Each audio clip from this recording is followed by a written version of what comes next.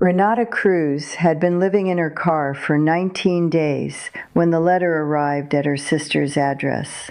Her sister's name was Gloria, and Gloria had been receiving Renata's mail since the eviction because you needed an address for mail, and a car did not have an address.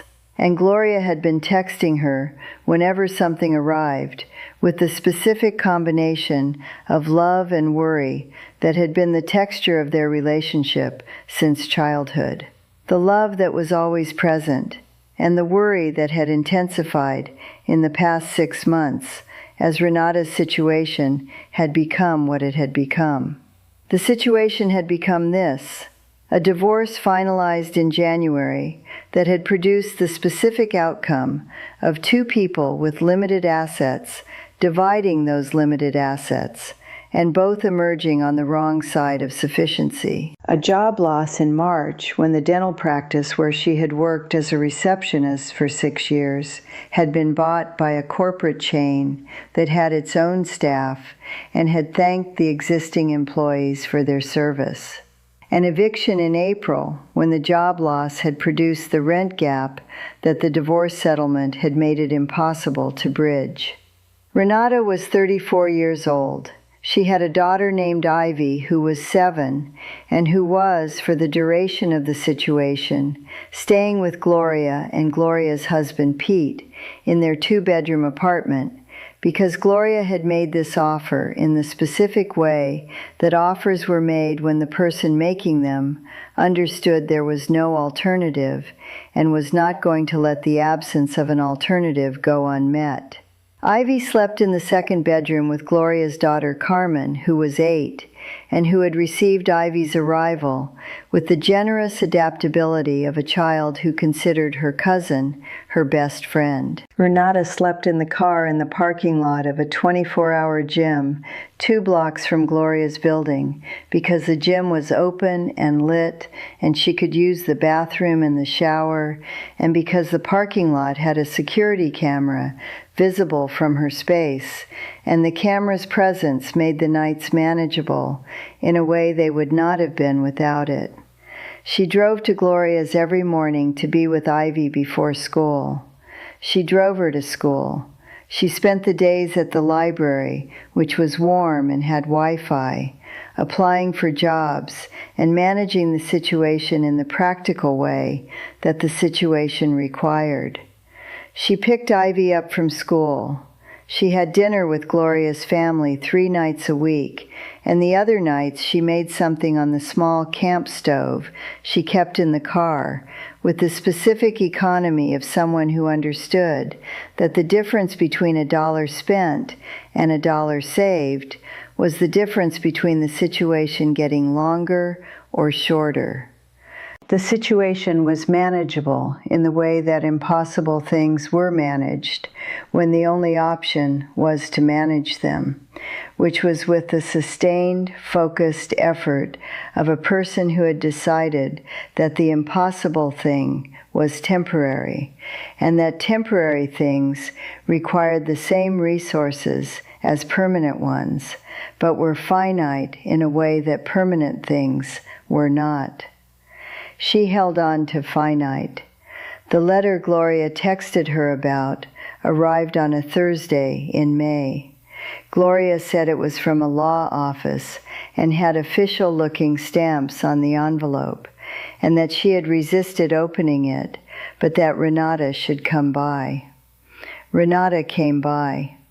The law office was in a town called Marshfield, which was 3 hours north of the city, and the letter informed her that her grandfather's brother, a man named Edmund Cruz, had died at the age of 89 and had left his estate to Renata as his only traceable living relative. The estate, the letter said, consisted of a cabin property on Route 7 outside Marshfield, along with its contents.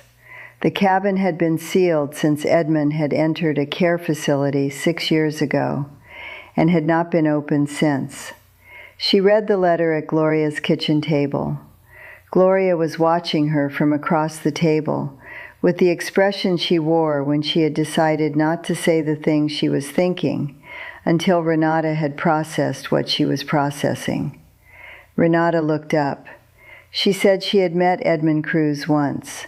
She had been 11 years old, and he had been at a family gathering and had given her a $5 bill and had smelled of wood smoke and had seemed to her 11-year-old self to be the oldest person she had ever seen, which at 89 he currently remained. Gloria said, "What are you going to do?" Renata said she was going to call the law office. She called the law office from Gloria's kitchen. The lawyer's name was Howard Grant, and he had the measured manner of a small-town attorney who handled rural estates and who understood that the people he called were receiving news that came in a variety of emotional registers, and who had learned to present the facts clearly and let the emotional register be whatever it was going to be. He said the cabin was on 2 acres of land on Route 7 outside Marshfield. He said it had been built in 1962 by Edmund himself and had been his primary residence for over 50 years before his health had required the move to the care facility. He said the cabin had been sealed at the time of Edmund's move, which was 6 years ago, and that the county property records showed it as vacant and sealed since then.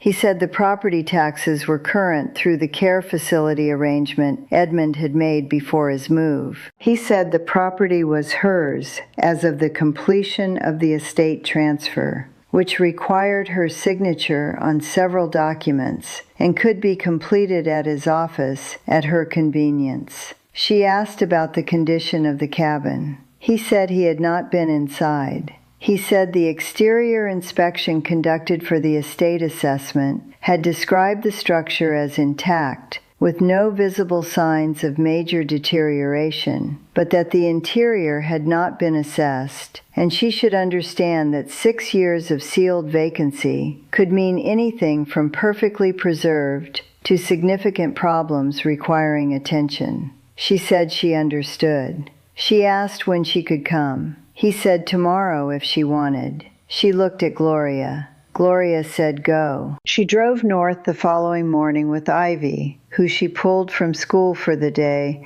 with the note that said, "Family emergency," which was what she chose to write because the accurate description, which was that her mother was going to look at a possibly ruined cabin because it was the only direction available to her, did not seem like the right thing to put on a school absence form. Ivy rode with the specific quality of attention she had brought to the situation since it had begun, which was the quality of a 7-year-old who had understood that things were serious and who had responded to serious by becoming more present rather than more anxious, asking questions and watching and helping with the camp stove and holding the flashlight when Renata needed both hands for something. The specific helpfulness of a child who has decided that being useful is how they can be useful. She looked out the window as the city gave way to the rural north and said that the trees were getting bigger. Renata said they were. Ivy said, "Was the cabin in the trees?" Renata said, "Probably." Ivy said she liked trees. Renata said she knew. They signed the papers at Howard Grant's office, which took 40 minutes and which produced a deed and a key envelope and a folder of estate documents that she put on the back seat for later, and a handshake from Howard, who said he hoped it was what she needed. She found Route 7 and drove the 3 miles from town to the cabin track. The track left the main road at a wooden post that had once had a mailbox on it and no longer did. The track was overgrown in the center with 2 years of grass growing between the tire tracks, which suggested Edmund had stopped driving before he had stopped living here. The final years of his residency having been managed by someone who came to him rather than him going out. The cabin was at the end of the quarter-mile track in a clearing that the surrounding trees had been pressing into from all sides in the 6 years since Edmund had left. the branches of the nearest trees extending over the clearing edge in the way that trees extended over cleared spaces when the clearing stopped being maintained. She parked and sat for a moment. The cabin was smaller than she had thought. A single-story structure of log construction that was the specific construction of someone who had built the thing themselves and understood logs rather than just lumber. The corners fitted with the dovetail notching of someone who had known what they were doing. A covered porch along the south face with a railing that was leaning in two places but not fallen. A metal roof with the dark patina of a roof that had been properly constructed from the beginning and that had performed its function for 62 years without requiring replacement. 2 windows on the south wall, intact. Ivy was already out of the car. She was standing in the clearing looking at the cabin with the steady attention that was her way. She said, "It looks like it's been waiting." Renata said she thought it had. She used the key from the envelope on the front door. The door had swollen in its frame in the 6 years of sealed vacancy and required the specific persuasion of a door that had not been opened in a long time, the patient pressure of someone who was not forcing but was insisting. She leaned into it with her shoulder, and the door opened with the sound of a seal being broken, the specific compressed exhalation of air that had been inside for 6 years, meeting the May air of the clearing. The smell came first, old wood and cold ash, and the mineral quality of a sealed space. But underneath those things, something else, something that was the specific smell of a place that had been lived in seriously for 50 years, and that still held the life even after the living had stopped. Cedar, and something she could not name, that was both old and clean and entirely its own. They went in. The interior of the cabin was Edmund Cruz's, in the complete and total way of a person who had lived alone in a small space for 50 years, and had arranged every inch of it for his own specific use and comfort, and had departed it without removing anything, because he had expected to come back and had not come back. The main room was the main room, and the kitchen and the living space all at once, in the way of cabins built for one person's life, rather than for the presentation of a life to others. A wood stove in the center that was the heat source and the cooking surface both, the kind of dual-function equipment that a man living alone in a northern cabin would choose for its efficiency rather than its convenience. A table with one chair, a shelf of tools along the left wall, organized with the precision of someone who needed to find specific things quickly and had organized their storage accordingly. A rocking chair by the south window, with a book on the arm, face down, at the page Edmund had been reading the last time he had sat in it. Renata stopped at the rocking chair. The book was face down at the last page Edmund had read, 6 years ago.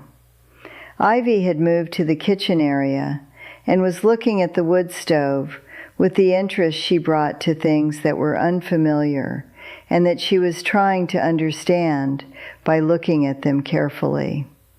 She said, "How did he cook on that?" Renata said she would explain later. She moved through the cabin with the attention she had been bringing to everything for the past 6 months. The attention of someone who needed to understand what she had quickly and accurately. The single bedroom was small and had a bed frame with a mattress that had been there for decades and would need to be assessed. A wardrobe with Edmund's clothes still in it. A nightstand with a lamp and a glass of water that had evaporated to a dry ring, and a book and a folded piece of paper. She looked at the folded piece of paper. She opened it. It was a list, handwritten, in an old man's handwriting that was still legible and precise. The list was titled "In Order" and had numbered entries. She read it. The first entry said, "Generator in the shed, fuel in the red can, runs the well pump." The second entry said, "Wood stacked on the north side, dry, enough for several weeks." The third entry said, "Root cellar under the kitchen floor hatch, food stores, check condition." The fourth entry said, "Fishing gear in the boathouse, lake has good perch and walleye." The fifth entry said, "Money in the coffee tin on the second shelf above the stove." She stopped at the fifth entry. She looked up from the paper. She went to the kitchen area. The second shelf above the stove had 3 items on it: a cast iron seasoning can, a box of matches, a coffee tin. She lifted the coffee tin. It was heavier than a coffee tin had any reason to be. She opened it. The tin was full of money, not stacked bills, mixed bills, the accumulated physical cash of someone who had been putting money in a tin for what the condition of the bills suggested was a very long time. 5s and 10s and 20s and several larger denominations folded around the outside of the collection, and a number of older bills that had the specific quality of currency that had been in circulation for decades. Ivy had come to stand beside her. She looked at the tin. She said, "Is that real money?" Renata said, "Yes." Ivy said, "Why is it in a coffee tin?" Renata said, "Some people kept their money in coffee tins." Ivy considered this. She said, "Was it theirs now?" Renata said, "It was part of the estate, so yes." She set the tin on the table and continued reading the list. The 6th entry said, "Notebooks in the chest under the bed. 40 years of the property. What I learned. Read them." The 7th entry said, "The land is worth more than it looks. Know what you have before you decide anything." She read the 7th entry twice. She went back to the bedroom. She pulled the chest from under the bed. The chest was a cedar chest with a fitted lid that opened without a lock. Inside were notebooks, organized in stacks by year, the years written on the covers in the same precise handwriting as the list. She counted the stacks, 38 notebooks, going back to the year the cabin had been built. She took the top notebook and opened it. Edmund had been writing in this cabin since the day he built it. Not a diary, a record. The specific working record of a man who had been paying close attention to a piece of land for 50 years and had documented what he paid attention to with the precision of someone who understood that what you knew was only as useful as your ability to find it again. She read the first pages at the kitchen table while Ivy went through the rest of the cabin with the thorough interest of a 7-year-old conducting an inventory of a new place. The notebooks were about the land, the 2 acres the cabin sat on, and the surrounding land that Edmund had observed from his property for 5 decades. The creek that ran along the eastern boundary, and the specific geology of the hillside above the clearing, and the plant communities, and the soil, and the water, and the specific changes he had observed over 50 years of watching the same piece of the world with the full application of his attention. In the 14th notebook, which covered the years when Edmund had been in his 50s and had been writing with the accumulated knowledge of 2 decades of observation, she found a section that was different from the surrounding entries. He had written about a conversation with a man from the State Geological Survey who had come to the area to assess the creek corridor. He had written that the man had told him the hillside above the clearing had characteristics that were associated with a specific type of mineral deposit that was present in several locations in the county, and that the creek's flow pattern was consistent with the kind of subsurface geology that produced these deposits. He had written that he had not done anything with this information because he did not know what to do with it, and because the cabin and the land were his home and not a project, and because he was not a man who was comfortable with the processes that knowing things like that required. He had written that whoever came after him should read the notebooks and should know what they had before they decided anything, which was what the list had said.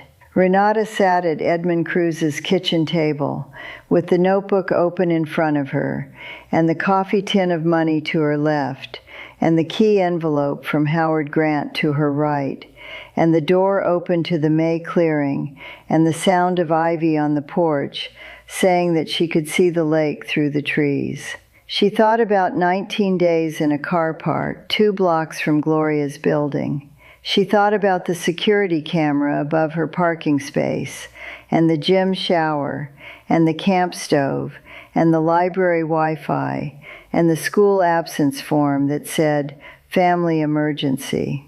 She thought about Ivy at 7 years old, being useful by holding the flashlight, and riding north, watching the trees getting bigger, and standing in the clearing saying, "It looks like it's been waiting." She thought about an 89-year-old man she had met once, who had been the last of a line, and who had put her name in a will, and left a list on a nightstand, with the specific foresight of a man who had understood that the person who came after him was going to need to know where things were. The generator in the shed, the wood on the north side, the root cellar, the money in the coffee tin, the notebooks, the land worth more than it looks. She stood up and went to the porch. Ivy was at the railing, looking through the tree line at the strip of lake visible in the middle distance, the May light on the water. Renata said they were going to stay for a few days. Ivy turned around. She said, "Really?" Renata said, "Really." She said they would need to go back to the city to get some things, and to tell Gloria, and to make some arrangements, but that they were going to come back, and that this was going to be where they figured out what came next. Ivy looked at the cabin. She said, could she have the porch? Renata said she could have the porch. Ivy turned back to the lake view. She said she liked it here. Renata said she thought she was going to like it here too. She went back inside and picked up the 14th notebook and found the page with the geological survey conversation and read it again carefully. Then she opened her phone and searched for what she needed to search for. She found it. She wrote the name in the margin of the notebook page, below Edmund's handwriting, which was the first addition to a record that had been his alone for 40 years. Tomorrow she would call. Tonight she would read the notebooks and learn what she had. The cabin was 62 years old and had been sealed for 6 years and had been waiting in the way that Ivy had said it was waiting, with the specific patience of things built to last that were simply enduring the absence of the people they had been built for. Renata was 34 years old and had been managing the impossible for 6 months, with the sustained, focused effort of someone who had decided that impossible things were temporary. She opened the first notebook. She began to read.